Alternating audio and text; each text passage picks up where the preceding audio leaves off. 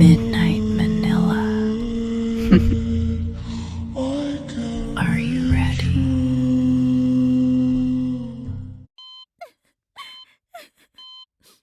Bryce, gumising ka na. Please. Yan ang gabi-gabi kong sinasabi sa asawa ko. Comatose siya. Nadisgrasya. 1 buwan na din siyang tulog. At ako nandito, naghihintay mag-isa.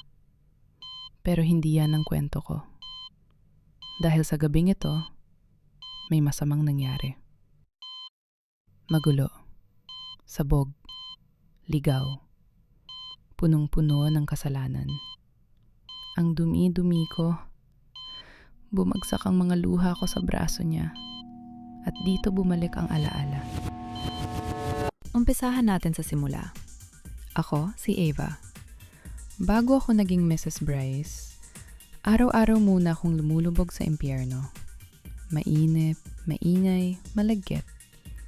At ang kasama ko, alak, yosi, at mga lalaking hayok sa laman.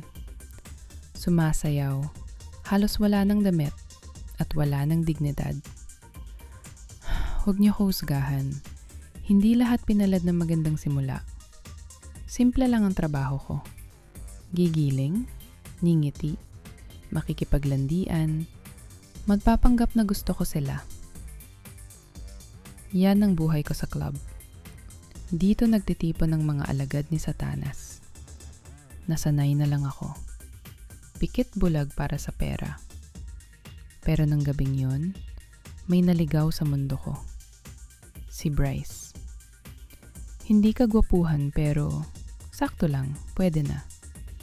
Pero yung tingin niya, iba. Hindi sa dibdib ko, hindi sa hita ko, kundi sa mga mata ko, sa loob-loob ko. Anong trip ng lalaking to? Pinatawag niya ako. Hindi VIP, hindi humipo, hindi nagpasayaw. Ang sabi lang niya, upo ka. Upo? Yun lang? Hindi ko alam kung matatawa ako o maiinis. Yung boses niya, totoo, malinis. Walang libog. Ibang-iba sa lahat ng lalaking humawak sa bewang ko. At doon nagsimula ang kwento namin. Pinalik-balikan niya ko, pero hindi sa club. Sa bahay.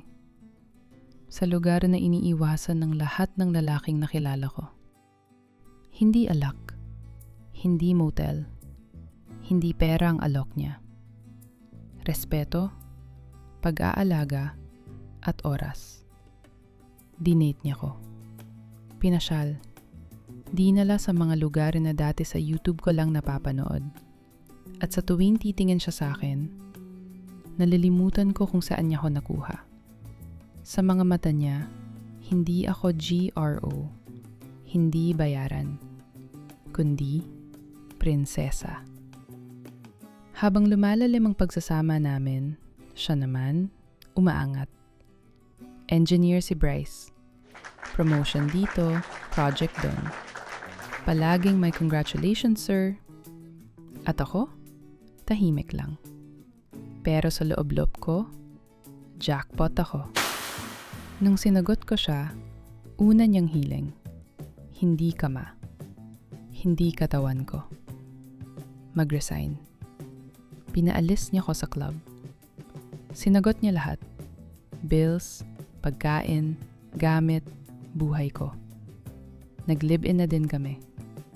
Maliit na kondo, pero para sa akin, yon ang kaharian ko. At doon ako bumawi ng todo. Pagpasok pa lang niya, yakap ko agad ang sasalubong. Yung mahigpit, mainit, yung tipong ramdam niya ang buong pagkatao ko.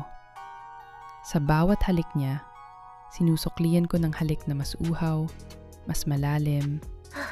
Yung halik na nagsasabing, akin ka lang. Sapat na yung pagdikit ng dibdib ko sa kanya. Yung init ng kamay ko sa katawan niya. Yung mga bulong ko sa tenga niya na siya lang ang may karapatang makarinig. At ibinigay ko sa kanya lahat. Lahat. Walang tinira. Isang gabi, paglingon ko, si Bryce, nakaluhod, may hawak na maliit na kahon.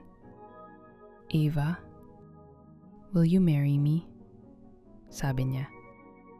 Nanigas ako. Parang kinuryente sa tuwa. "Yes, hon! Yes!" Ang sagot ko. Parang nakawala ako sa bangungot na matagal kong kinahulugan. Lahat ng dasal ko natutupad. Sa gabing yun, siya at ako lang. Malinas ang puso ko. Malinis pa. Kinasal kami. At iyon, ang pinakamasayang araw ng buhay ko. Parang fairy tale. Parang panaginip na ayaw kong gumising. Sino ba naman ako? Isang GRO? Isang bayaran? At ngayon, Mrs. Bryce na. Ang saya-saya ko. Pero biglang nagbago agad. Kinabukasan, nag-iba si Bryce. Tahimik, malamig. Parang may dinadalang bigat na ayaw ipakita. Kinabahan ako. "May problema ba?" Ang sagot niya lang, "Magbihis ka. May pupuntahan tayo." Tanong ko sa sarili ko, anong nagawa ko? Nagsisisi na ba siya? Napagtanto niya ba na mali ang lahat ng ito? Sumakay kami ng kotse. Tahimik pa rin siya. Parang wala siyang kasamang asawa.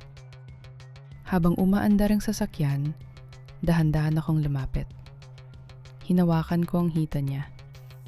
Hindi bastos, pero sapat para ipaalala na ako to.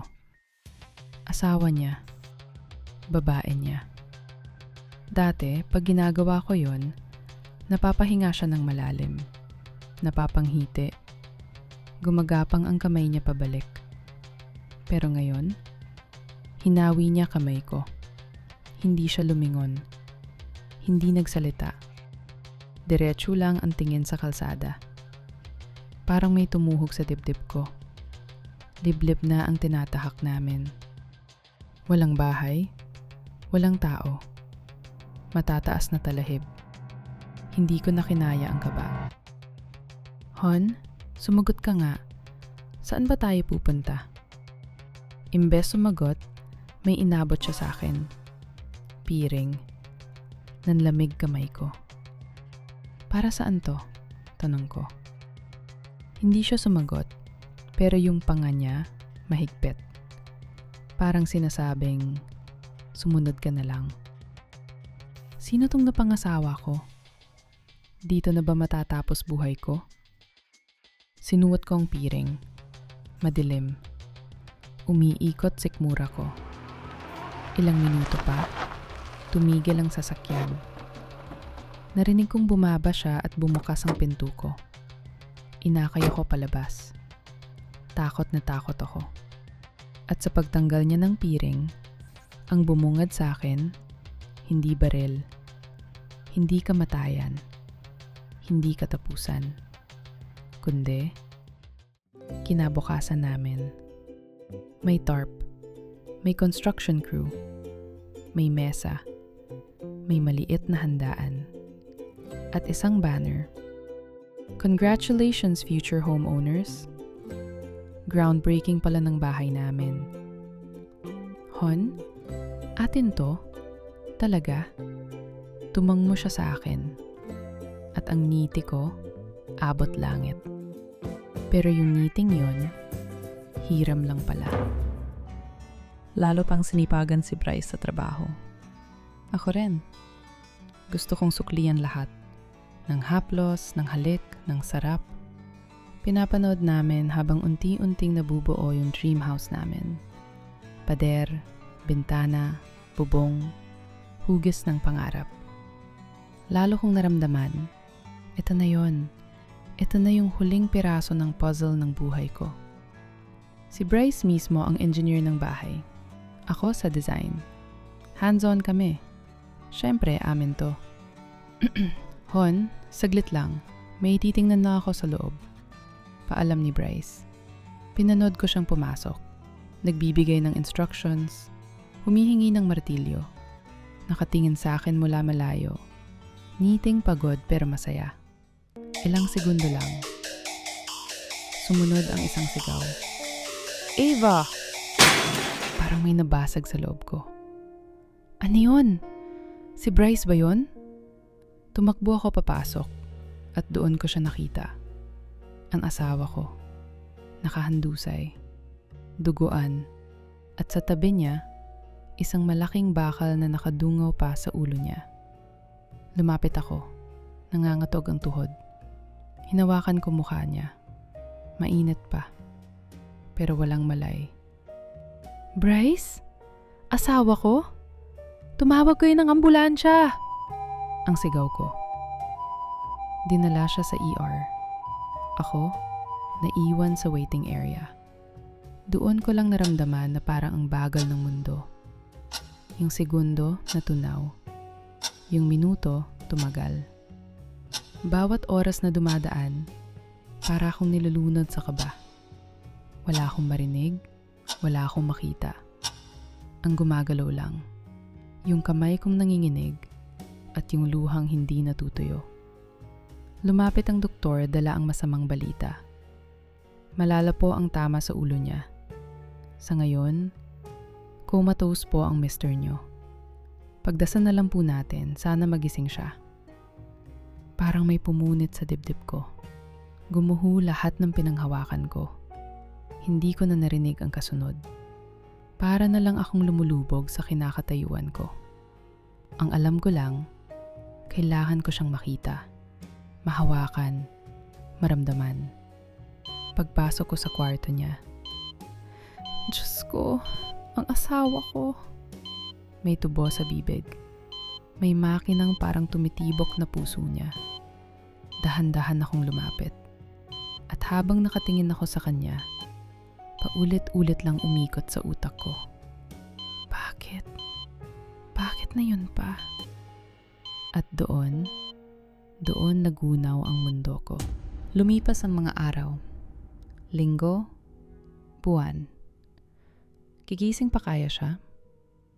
Gigising pa ba ang asawa ko? Unti-unti na akong naubusan ng pag-asa. Sabi nila, let go na. Sabi nila, bunutin na. Pero hindi ko kaya. Kinuha ko ang kamay niya. Dinidikit sa pisingi kong nanlalamig. Sa leeg kong nanabik. Sa labi kong uha sa halik. Hon, naalala mo pa ba kung paano mo ko pinapakalma nun? Yung hawak mo, yung init mo. Sobrang miss na kita. Bulong ko sa kanya. Humigpit ang hawak ko. Gusto kong maramdaman ulit yung kamay niyang dumadapo sa bewang ko. Yung haplos sa katawan ko. Isa lang ulit. Hinalikan ko siya. Halik na sabik sa pagmamahal na hindi pa bumabalik. Hon, miss na kita. Sobra. Hindi ko na mapigilan. Dinala ko kamay niya sa dibdib ko. Para maramdaman kong nandyan pa rin siya. Hindi ko malabanan yung init na naipon sa loob. Napakagat ako ng labi. Napapikit. Isang hakbang na lang, may magagawa akong alam kong bawal. At biglang, pumasok ang nurse. Gulat. Takot. Hiya. Mabilis akong umatras. Ano bang pumasok sa isip ko? Okay pa ba ako? Para akong kandilang ubos na. Nasa huling mitya na ng pag-asa. Sumakay ako ng kotse at nakita ang bote ng alak. Ininom ko. Baka sakaling mamanhid ang sakit. Hindi ko alam kung saan ako papunta. Walang direksyon. Walang patutunguhan. Hanggang sa nagulat na lang ako sa kinabagsakan ko. Sa pangarap na hindi namin natapos. Nakatayo ako sa harap ng dream house namin. Nakatingin sa mga pader na bitin, sa mga bintanang wala pang salamin. Hanggang dito na lang ba talaga ako? Kumakagat na ang dilim. Lasing na ako. Napalunok ako. Kinuskus ang mata. May ilaw sa loob. Mahina. Parang lamparang paubos na. Pumasok ako. "Sino yan? May tao ba dyan?" Sigaw ko. Walang sumagot. Lalong bumilis ang tibok ng puso ko. Pagdating ko sa kusina, napasigaw ako. "Sino ka? Anong ginagawa mo dyan?" Isang lalaking walang t-shirt. Ma'am, kalma lang. Ako yung foreman nyo." Sagot niya. Si Axel lang pala. Pinulot niya ang damit niya sa sahig. Pero bago niya pa man maisuot, napatitig ako. Ang hot ni Axel. Matipuno ang dibdib. Malalaki ang braso. Balikat na sanay bumuhat. May budal ng pawis na gumuhit pababa. Gusto kong punasan pero teka. Ano ba tong iniisip ko? Nahuli niya ang tingin ko. Kaya agad akong umiwas. "Pasensya na. Akala ko magnanakaw." Sagot ko sa kanya. Numumiti siya. Yung ngiting may tinatagong init. At sabi niya, "Huwag kayo mag-alala, ma'am. Hindi ko kayang pabayaan tong bahay. Pangarap ni Sir Bryce to." Nung marinig ko yung pangarap at Bryce, parang may bumatok sa ulo ko. Nagpaalala ng sakit. Umikot bigla ang paningin ko. Nahilo, nawala ng balanse. At bago ako tuluyang bumagsak, sinalo niya ako. Mainit, matigas, basa. At sa unang pagkakataon sa matagal na panahon, nakaramdam ako ng sarap. Init ng katawang buhay. Nakadikit ang labi namin. Hindi marahas, hindi pilit, pero gutom sa pagmamahal. Hinawakan niya braso ko. Pinipigilan, nilalayo. Pero ako ang kumapit. Ramdam kong unti-unting bumibigay yung mga daliri niya. Hinaplos niya likod ko. Marahan, pero may gigil sa ilalim. Napapikit ako. At doon ko naramdaman, buhay pa pala ako. Nung matapos yung ilang segundo na hindi dapat nangyari, pareho kaming umatras. Himihingal. Basag. Pero sa loob ko, may isang bagay na nangyari. Nakalimot ako. Nakalimot sa asawa. Nakalimot sa problema. Nakalimot sa sarili. Tumalikod ako. Tumakbo palabas. Nanginhinig ang tuhod ko. At yung puso ko, parang dinurob ng sarili kong kahihiyan. Bakit nangyari to? Kay Bryce ako bumalik. Siya pa rin ang pader ko. Ang sandalan ko. Nakasubsob ako sa tabi niya. Umiiyak. Diring-dire sa sarili. Pumagsak ang luha ko sa braso niya. Parang ulan na ayaw tumigil. "Bryce, hon, patawarin mo ko. Gumising ka na, please." Hinahawakan ko kamay niya para gisingin ng palad ko ang kaluluwa niya. "Ang dumi-dumi ko, hon. Ang dumi ko. Hindi ko sinasadya." Humigpit ang hawak ko. Halos baliin ang daliri niya. Pero hindi pa din siya magising. "Kasalanan mo to. Kasalanan mo lahat. Iniwan mo ako mag-isa. Hindi ko ginusto to. Hindi ko ginusto. Gusto ko siyang yakapin, pero hindi ko magawa. Nandidiri ako sa sarili ko. Kaya umiyak na lang ako. Hanggang wala ng boses na lumalabas. Sumikat na ang araw. At nagising ako, may humahawak sa balikat ko. Bryce? Tininig na ba ng Diyos dasal ko? Pagbukas ng mata, si Axel. Ma'am, Eva, kailangan natin mag-usap, sabi niya. Umupo siya sa gilid ng kama. Tahimik. Hindi makalabas ang mga letra sa bibig. Yung kagabi, simula niya, agad ko siyang pinigil. Wag na natin pag-usapan. Isang pagkakamali lang yon. Hindi na mauulit. Nagkatinginan kami. Magkaibang bibig, iisang kasalanan. Hindi na mauulit. Pero yung mata namin, sumisigaw ng isa pa. Nagpaalam. Tumayo. Dumaan sa harap ko. Sandali kaming nagdikita ng balikat. Nagtagpo yung hinga.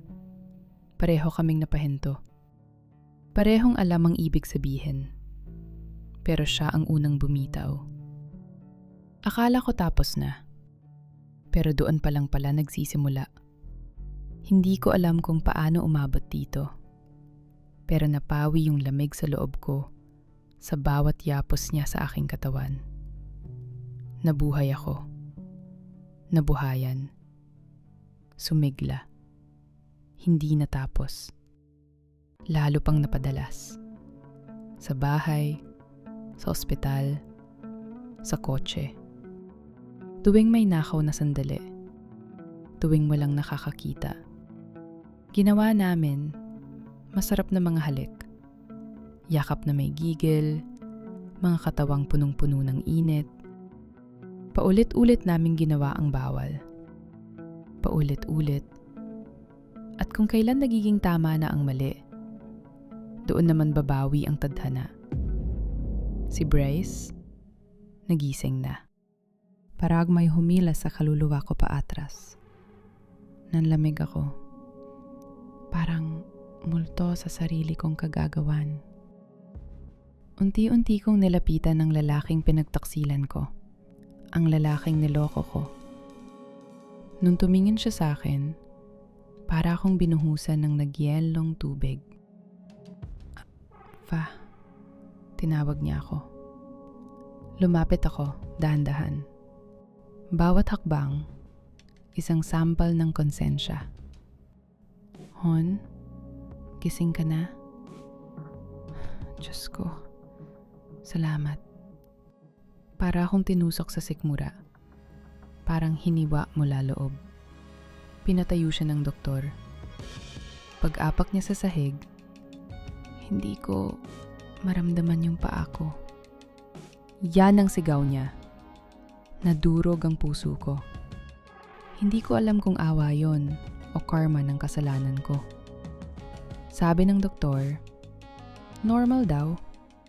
Babalik din daw. Pero paano yung sa amin ni Axel? May babalikan pa ba? Umuwi kami ni Bryce sa kondo. Mahina siya. Hindi pa makalakad. Ako ang nag-aasikaso ng lahat. Tubig, pagkain, gamot, wheelchair. Dapat masaya ako. Pero bakit ganito? Bakit parang hindi? Bakit parang may mali? Nag-vibrate ang phone ko. Si Axel tumatawag. Parang may kumurot sa puso ko. Bigla kong nakagat ko ang labi ko. Naalala ang mga maiinit na tagpo. Hindi na pwede. Tumawag uli. Pero hindi ko pa rin sinagot. Pangatlong beses. Napalunok ako. Sa loob-loob ko, ano ba, Axel? Hindi na pwede. Pinatay ko na ang cellphone. Pero ang hindi ko mapatay, yung demonyong gumigising sa loob ko. Humiga ako sa tabi ni Bryce. Sinubukan ko siyang haplusin, pero hindi niya kaya. Mahina. Walang lakas. Hindi ako makatulog. Wala sa isip ko kundi yung init ng katawan, yung tawag ng laman, yung walang pakialam kung tama o mali. Diyos ko, ano ba to? Ako ang hindi makawala. Ako ang nakakulong. Ako ang gumawa ng multo. At ako rin ang nilalamon na yon. Mahal ko si Bryce. Mahal ko talaga. Kaya kahit nangiinginig ako, pilit kong nilalabanan. Kinabukasan, si Bryce. Tulog pero buhay. Ako? Gising, pero parang patay. Habang nagtitimpla ako ng kape, pinuksan ko ang pinto. Si Axel. Parang natuyuan ako ng dugo. Anong ginagawa mo dito? Nandito na ang asawa ko. Hindi pa ako nakaka-react. Ava, may bisita ba? Boses ni Bryce. Halos mamilipit kaluluwa ko. Nakita niya si Axel. Ngumiti si Axel. Yung ngiti na parang walang konsensya. Kinamusta niya ang asawa ko. Tumitig si Bryce kay Axel. Walang alam, walang hinala, pero may tuwa sa mata niya na hindi ko matignan. Nagkwento si Axel tungkol sa bahay. Kung anong natapos, anong kulang pa. Ang galing niya magsinungaling. Sana ganun din ako kagaling. Sa konting saglit na pagkwekwentuhan, napagod na agad si Bryce. Pinasok ko si Bryce sa kwarto. Pagbalik ko, nakasandal si Axel sa dingding. Ngiting nag-aabang, tinging nananabik. Lumapit siya. Mas malapit kaysa dapat. Mas mainit kaysa kaya kong tanggihan. Tumitig sa labi ko, sa leeg ko, sa sugat ko. Hinawakan niya ko. Isang hilalang, dumikit ang aming katawan. Hindi ko na kayang tanggihan. Hinalikan niya ako. Mabilis, mainit, sakim. Napaungal ako, pero tinakpan niya bibig ko. Hindi pwede marinig ng asawa ko. Pumikit ako, nagpaubaya. At sa loob ng ilang segundo, nawala na naman ako. At doon ko nakilala si Satanas. Hindi ko na alam kung paano huminto. Araw, gabi, sa kusina, sa hallway, sa banyo. Takas dito, takas doon. Para kaming nagpapatintero sa kasalanan. Apoy na hindi maapula. Kinaya na ako ng pagnanasa, ng init, ng tawag ng laman. At pinaniwala ko sarili ko, kapag nakalakad na si Bryce, titigil na ako. Kapag kayanan niya kong yakapin, halikan, angkinin, titigil na ako. Yun ang palusot ko. Yun ang kasinungalingan ko. Isang gabi, katabi ko si Bryce. Mahimbing ang tulog. Nagring ang phone ko. Si Axel. Pumunta ako sa banyo para sagutin. Hindi ko alam. Gising pala si Bryce. Nakatitig, nakikinig. At doon nagsimula ang paghihinala. Simula nun, araw-araw niyang pinilit tumayo. Tiniis ang sakit. Ginawang gasolina ang galit. Pero inilihim niya sa akin. Ayaw niyang malaman kung lumalakas siya. Pareho kaming may tinatagong sa isa't isa. Hanggang sa nakalakad na siya. Buong buo. Matatag. Para lang malaman ng totoo. Ako? Walang alam. Walang kutob. Walang kamuwang-muwang. Isang araw dumating si Axel. Akala namin, mahina pa si Bryce, nakahiga, walang laban.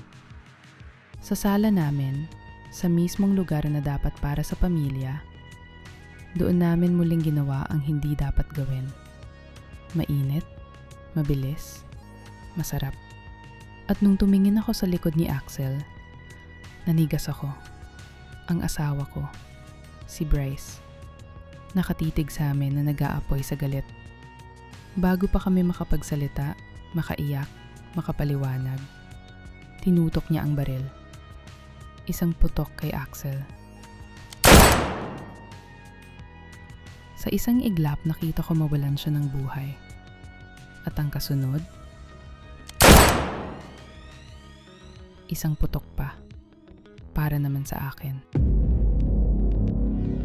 Kadiliman, katahimikan. Parang nalunod ako sa tubig na walang tunog. Pero ramdam ko may humahawak sa kamay ko. Mainit, pamilyar, nakakatakot. Si Bryce, ang lalaking minahal ako ng buong buo. Naririnig ko siya kahit hindi ko makita. Hindi ko magalaw ang bibig ko. Hindi ko magalaw kamay ko. Ganito pala ang naging mundo niya noon. Humigpit ang hawak niya sa kamay ko. Pero hindi pagmamahal, kundi pamamaalam. Narinig ko ang upuwang inusog. Narinig ko yung mga boses ng mga nurse na nagbubulungan. Narinig ko ang masakit na paghinga ni Bryce. Maya-maya, dahan-dahan niyang binitawan ang kamay ko. Sandaling katahimikan. Hindi ko makita, pero alam ko kung ano yon. Tulog ng desisyong hindi na mababawi. Tunog ng isang taong nasaktan. Tunog ng nalalapit na katapusan. At ang kasunod, isang tuloy-tuloy na linya. Isang tunog na walang pag-asa. Habang unti-unti akong nilalamon ng dilim, narinig ko ang huling salita niya. Paalam, Eva. At doon natapos ang lahat. Walang init, walang halik, walang kapalit, walang buhay.